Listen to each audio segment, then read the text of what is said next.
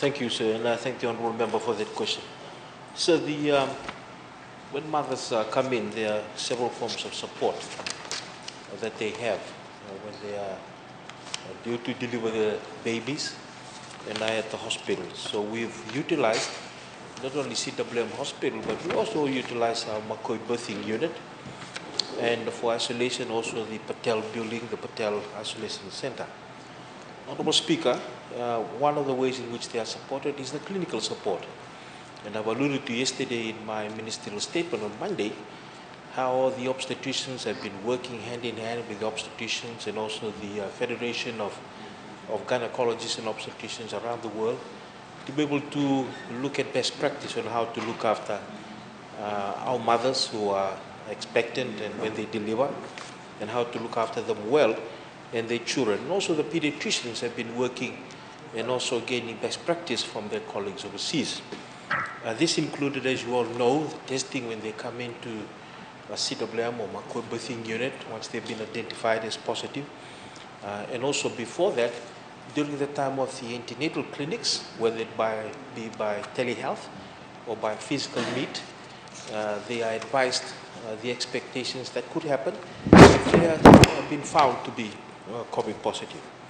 There is also a public health support in terms of if they are actually positive, that means that their families where they come from have to be isolated, they have to be looked after, including the many forms of support that government does offer, including rations, if they need rations for them at home. There's psychosocial support that's provided either through our professionals or also the counseling services, which we utilize, maybe like, for example, like Empower Pacific that we also utilize.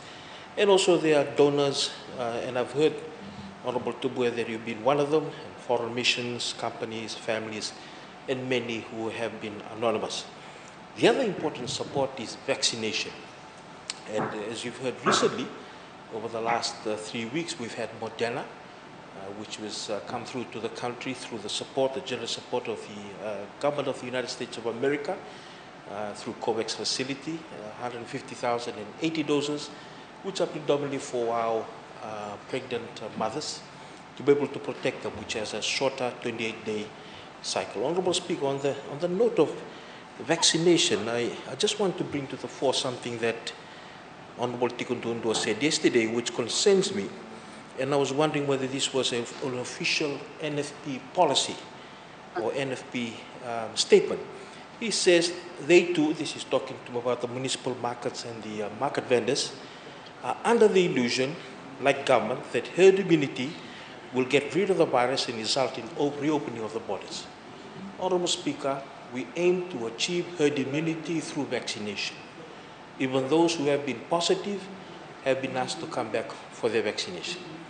We also know that, for example, in the United Kingdom, once they surpassed 60% of their population fully vaccinated, you see a significant drop in their hospitalizations and death, and they were able to lift restrictions that are in place. And that is the aim of the Fijian government. Thank you, Honourable Speaker. Thank you.